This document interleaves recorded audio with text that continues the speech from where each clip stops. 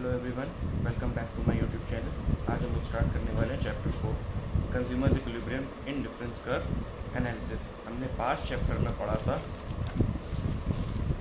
Marginal utility, total utility के बारे में, ठीक है, जो कि था हमारा कार्डिनल अप्रोच, ठीक है, जो थी हमारी कार्डिनल अप्रोच। अब हम लोग पढ़ेंगे ऑर्डिनल अप्रोच के बारे में। क्लियर है? तो उसी का नाम है इन डिफरेंस कर्व एनालिसिस। बात करें अगर यूटिलिटी की, तो उसके दो तरीके से मेजर करी जाती है, कार्डिनल यूटिलिटी और ordinal utility.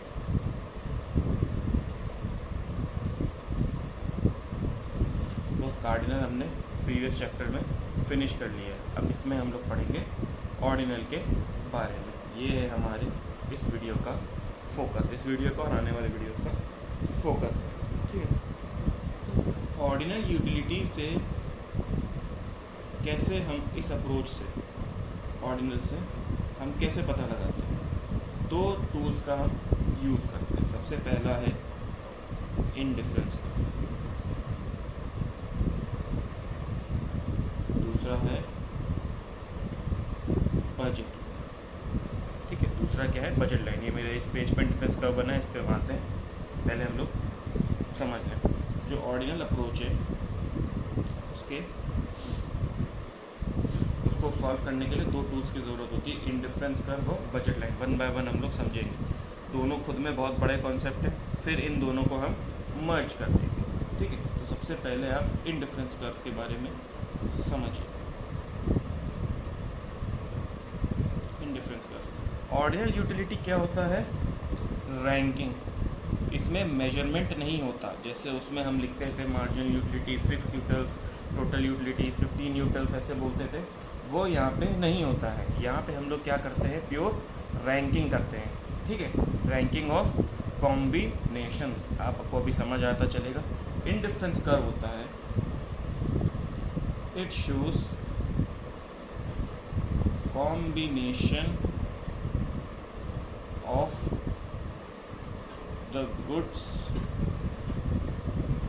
which give same level of satisfaction। मतलब हम लोग for simplicity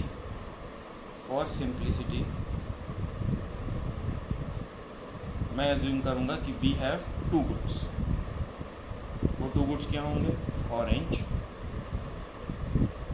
Apple, orange and Apple. अब आप इस टेबल को देखिए, आप इस ग्राफ को मत देखिए, बस आप इस टेबल को देखिए एक बार। अब इस टेबल पे देखिए क्या है। नंबर ऑफ एप्पल्स कितने हैं यहाँ पे हमारे पास? 1 एप्पल। और नंबर ऑफ ये कॉम्बिनेशन है, कॉम्बिनेशन ए, कॉम्बिनेशन बी, कॉम्बिनेशन सी, कॉम्बिनेशन डी। यहाँ कॉम्बिनेशन ए में हमारे पास कितने एप्पल हैं? 1 एप्पल है। और कितने ऑरेंजेस हैं? 10 ऑरेंजेस, ठीक है। ये एक सेटिस्फैक्शन दे रहा है, ठीक है। एक एप्पल कंज्यूम करके 10 ऑरेंज कंज्यूम करके कंज्यूमर को जो सेटिस्फैक्शन मिल रहा है। अब आते हैं कॉम्बिनेशन बी में। इसमें देखिए 2 एप्पल और 7 ऑरेंज है, 2 एप्पल और 7 ऑरेंज है। तो ये भी कॉम्बिनेशन बी भी कंज्यूमर को उतना ही सेटिस्फैक्शन दे रहा है जितना कॉम्बिनेशन ए दे रहा है। अंडरस्टूड?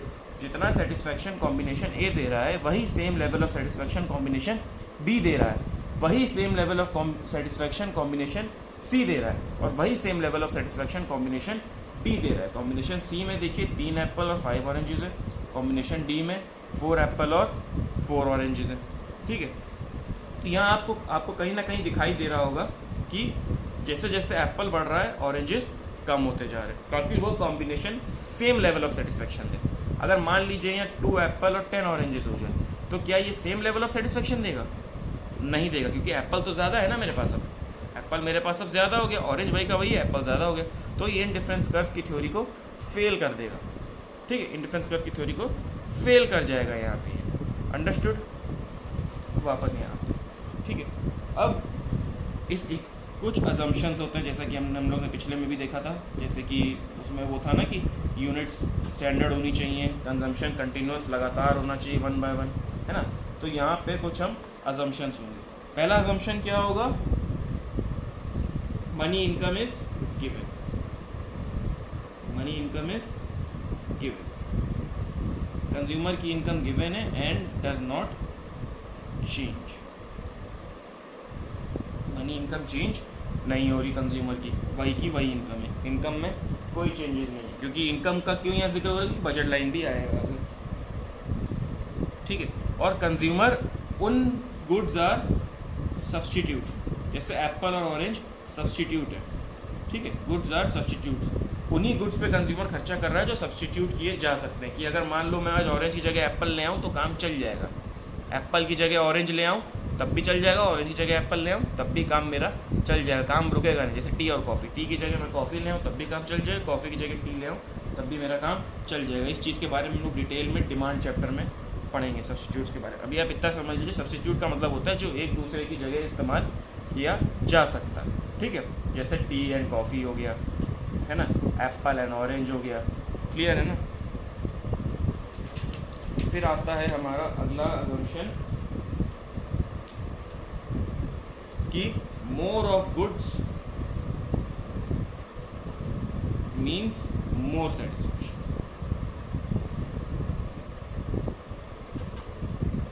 ठीक है, more of goods means more satisfaction, कोई गुड जितना ज़्यादा होगा मेरा सेटिस्फैक्शन उससे उतना ही ज़्यादा होगा, मुझे उतना ज़्यादा संतुष्टि प्राप्त होएगी। इसको इकोनॉमिक्स की एक स्पेशलाइज्ड टर्म है जिसको कहते हैं monotonic preference for a good. कैसे कह सकते हैं, मुझे जितने एप्पल मिलेंगे मुझे उतना सेटिस्फैक्शन मिलेगा, इसलिए मैं कहूँगा मोनोटोनिक प्रेफरेंस ऑफ एप्पल। तो जनरल में क्या बोलेंगे, मोनोटोनिक प्रेफरेंस फॉर गुड, ठीक है। और जो चौथा हमेशा रहता है, consumer is rational, consumer is rational, rational मतलब कंज्यूमर बुद्धिमान है, कंज्यूमर गलत फैसला नहीं लेता, कंज्यूमर अपने हित के लिए, अपने बेनिफिट के लिए सही डिसीजन लेता है। तो ये हो गई आपके अजम्पशंस, बहुत सिंपल से हैं, आप एक बार आप दो तीन बार रीड कर लोगे तो भी हो जाएगा। यहाँ तक आप चाहो तो स्क्रीनशॉट ले सकते हो मेरे, उसका ऊपर वाला तो इतना नहीं है, ये वाला मेन पार्ट है, ये आप स्क्रीनशॉट कर लीजिए।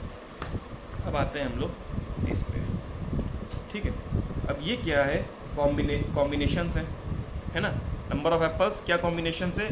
तो इसे अगर हम लोग सिंपल लिखें तो कॉम्बिनेशन को मैं COMB लिख रहा हूँ, हो गया 1,10,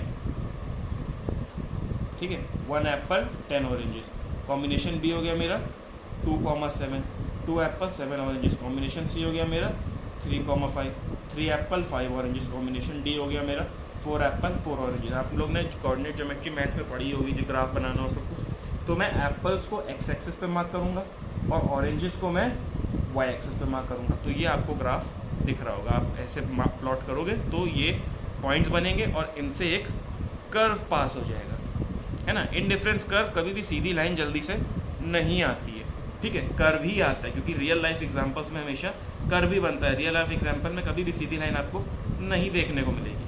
ओके, तो ये इनडिफरेंस कर्व बन गया, इसको आप ऐसे इनडिफरेंस कर्व IC आप मार्क करोगे। ये क्या है आपका इनडिफरेंस कर्व, इस पे जितने भी कॉम्बिनेशंस हैं A B C D, all the combinations give consumer the same level of satisfaction. Understood? ये होता है इंडिफरेंस कर्व। अब इसमें इंडिफरेंस, अब जो हम लोग लिखते हैं इंडिफरेंस कर्व, जैसे मैंने लिखा इंडिफरेंस कर्व, यहाँ पे इस वर्ड इंडिफरेंस का क्या मतलब है, इसका आप अगर इंग्लिश मीनिंग समझ जाएंगे तो आपके लिए ये समझना और आसान हो जाएगा। इंडिफरेंस का मीनिंग होता है, इंडिफरेंस का मीनिंग होता है कि इंडिफरेंट होना मतलब फ़र्क नहीं पड़ना, कि अगर मैं कंज्यूमर को A की जगह B कॉम्बिनेशन दे दूंगा उसके यहाँ, ये 4 बास्केट बनी हुई है समझ लीजिए, basket A, basket B, basket C, basket D, सब में आपको पता है क्या क्या रखा हुआ है। अगर मैंने कंज्यूमर से बास्केट A लेके बास्केट B दे दिया तब भी कस्टमर को फ़र्क नहीं पड़ेगा, उसको कोई फ़र्क नहीं पड़ेगा। It doesn't make any difference to him, जो हम इंग्लिश में बोलते हैं, it doesn't make any difference whether you give me basket B, either you give me basket C, either you give me basket D, you can give me any basket, but my level of satisfaction will remain same. Understood? तो ये है main indifference curve का meaning. अब इसके कुछ features समझते हैं। अब इतना अच्छा ग्राफ है तो उसके कुछ फीचर्स फीचर्स भी होंगे, है ना। पहला फीचर क्या होगा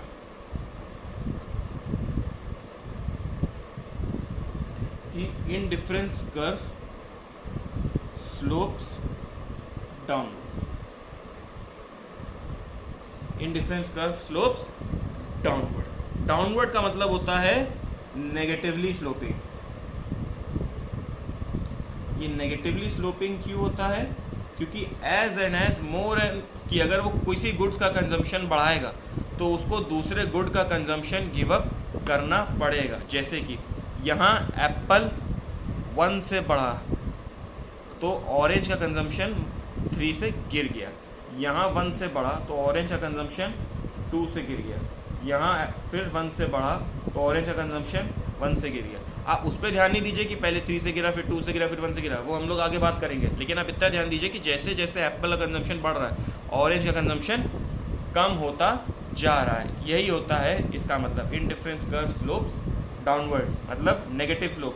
if I want more of apples I have to give up oranges so that I can get more of apples to remain on same level of satisfaction. ये टर्म बहुत important है, ये वाला फ्रेज, टर्म क्या phrase, to remain on same level of satisfaction.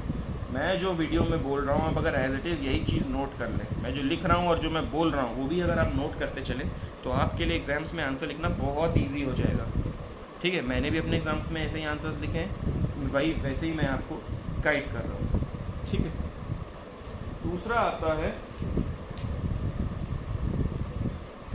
Indifference curve is, ये IC लिखता हूँ मैं हर जगह, indifference curve is convex to origin.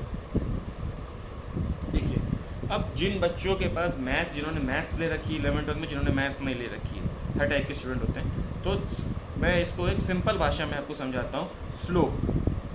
Slope आपने पढ़ा होगा, स्लोप ऑफ अ ग्राफ। ठीक है, तो इंडिफरेंस कर्व का स्लोप का एक नाम है MRS। इसका फुल फॉर्म है मार्जिनल रेट ऑफ सब्स्टिट्यूशन।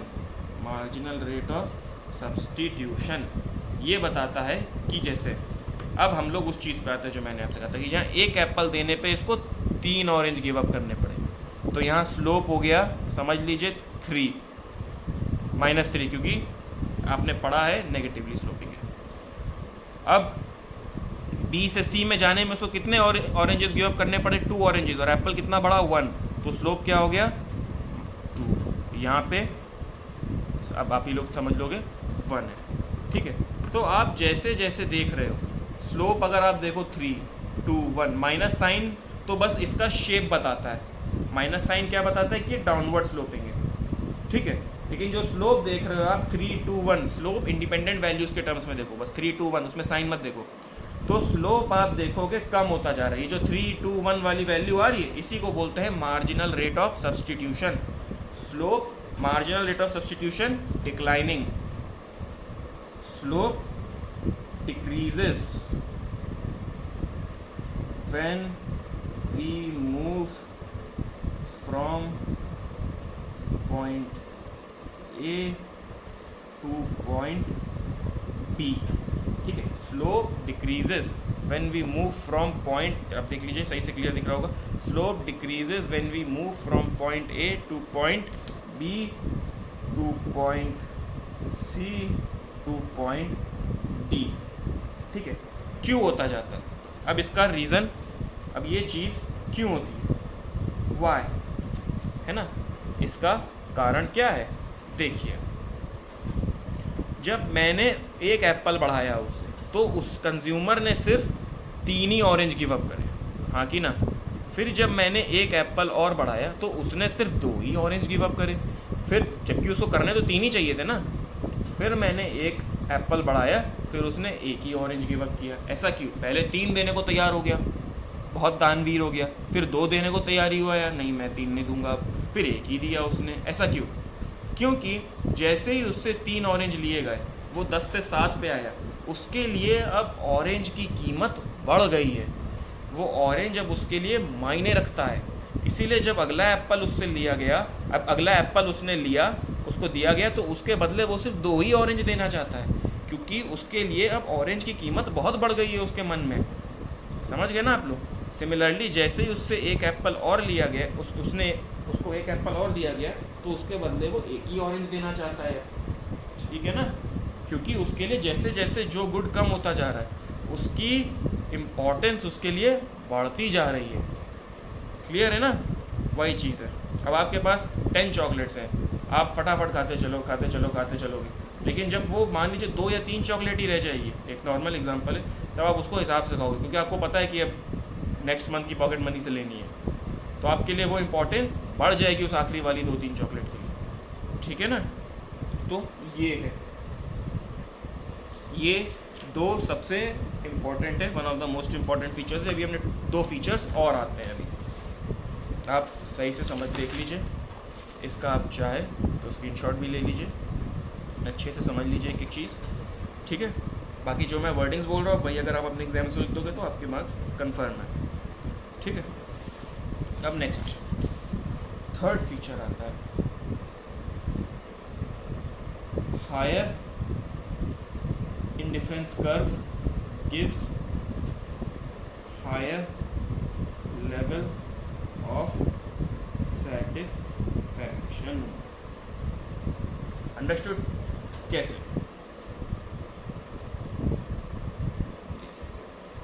ये है एप्पल, ये है ऑरेंज, ये एक्स एक्सिस, ये वाई एक्सिस।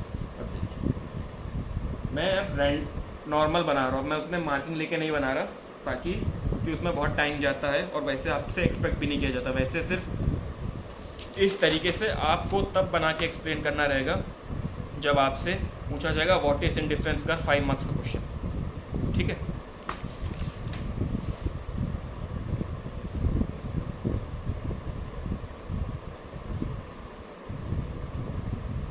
ये है इंडिफरेंस कर्व 1, ये इंडिफरेंस कर्व 2, ये इंडिफरेंस कर्व 3, ये इंडिफरेंस कर्व 4। तो यहाँ क्या हो रहा है? इंडिफरेंस हम लोग बात करेंगे in terms of satisfaction. IC4 IC3 से ज़्यादा सेटिस्फैक्शन देगा। IC मतलब इंडिफरेंस कर्व। IC3 IC2 से ज़्यादा सेटिस्फैक्शन देगा, और IC2 IC1 से ज़्यादा सेटिस्फैक्शन देगा। क्योंकि जैसे जैसे हम ऊपर जाते हैं, सेटिस्फैक्शन लेवल बढ़ता चलता है, क्योंकि ज़्यादा कॉम्बिनेशन बन जाते हैं, क्योंकि गुड्स ज़्यादा गुड्स हमारे हाथ आने लगते हैं कंज्यूमर के। IC2 में जो कॉम्बिनेशन होंगे उनमें IC1 से ज़्यादा गुड्स होंगे, IC3 में जो कॉम्बिनेशन होंगे उनमें IC2 या 1 दोनों से मिला के ज़्यादा गुड्स होंगे, IC4 में IC3 से ज़्यादा गुड्स होंगे। ठीक है? जैसे कि हमने एक अजम्पशन में भी पढ़ा था, more of goods means more satisfaction. जितने ज़्यादा गुड्स होंगे उतना ज़्यादा सेटिस्फैक्शन हमको मिलेगा। अंडरस्टूड? सिंपल है ये, पहले 2 के मुकाबले काफ़ी सिंपल है ये। अब आता है indifference curves do not intersect each other. ये मैक्सिमम पैरेलल ही होते हैं, कभी इंटरसेक्ट तो कभी कर ही नहीं सकते। ठीक है? जैसे कि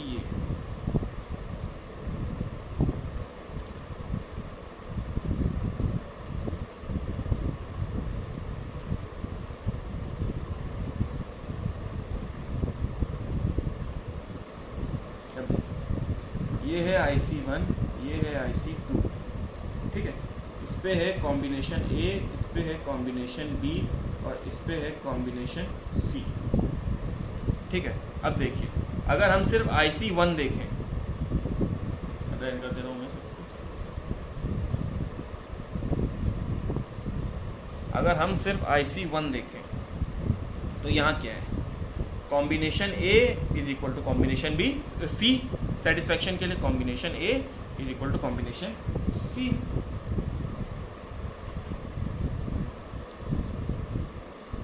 IC1। अब आप IC2 देखिए,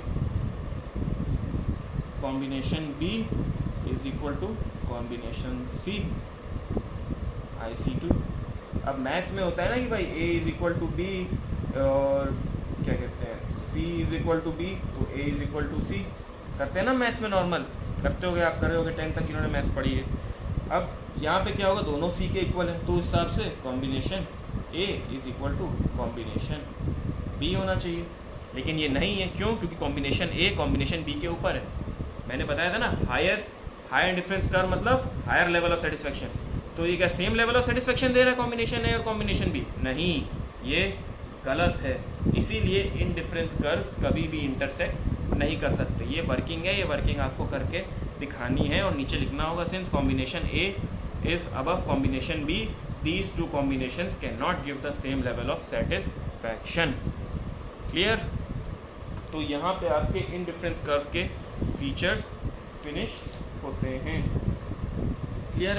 तो यहाँ पे आपका इन डिफरेंस कर्व आके एक और इन डिफरेंस कर्व का एक फीचर होता है, कई बुक्स में होता है, कई में नहीं होता है, कि indifference curve does not touch X axis and Y axis. ऐसे समझ लीजिए कि ये ऐसे टच नहीं करता, ये गलत है, और ये ऐसे यहाँ टच नहीं करता, ये गलत है। ठीक है, इसका मतलब यहाँ टच कर गया, इसका मतलब यहाँ पे जो एक्स एक्सिस पे जो आप मार्क करोगे, जैसे एप्पल का कंजम्पशन है और एप्पल कंजम्पशन है, ऑरेंज का कंजम्पशन 0 हो गया, और यहाँ वाले में ऑरेंज का कंजम्पशन हो रहा है, एप्पल का कंजम्पशन 0 हो गया, तो वो पॉसिबल नहीं होता है। ये कुछ बुक्स में होता है, कुछ बुक्स में नहीं होता है, इसीलिए इस पर इतना स्ट्रेस नहीं देना। बहुत सिंपल सा भी है, समझ आ गया होगा इतने में ही। ये वाले आप अच्छे से सब समझिएगा। ये 4 फीचर तो सॉलिड 4 फीचर हैं, पूछे जाते ही जाते हैं, लिखने ही पड़ते हैं आपको सब कुछ इनके बारे में। ठीक है, तो यहाँ आपका इन डिफरेंस कर्व इस वाले वीडियो में हमारा पूरा हो गया। इस वीडियो में मैं बजट लाइन नहीं स्टार्ट कर रहा हूँ, नेक्स्ट वीडियो में मैं बजट लाइन का कॉन्सेप्ट आपके लिए लेकर आऊँगा। तब तक आप इन डिफरेंस कर्व को रिवाइज करिए अच्छे से और इसको समझ के रखिए, क्योंकि जब इन डिफरेंस कर्व और बजट लाइन को हम मिलाएंगे तभी हमारा इक्विलिब्रियम निकल के आएगा। बहुत इंटरेस्टिंग टॉपिक है, अच्छे से पढ़िएगा इसको। ओके, तब तक के लिए लाइक करिएगा, सब्सक्राइब करिएगा। Okay, thank you.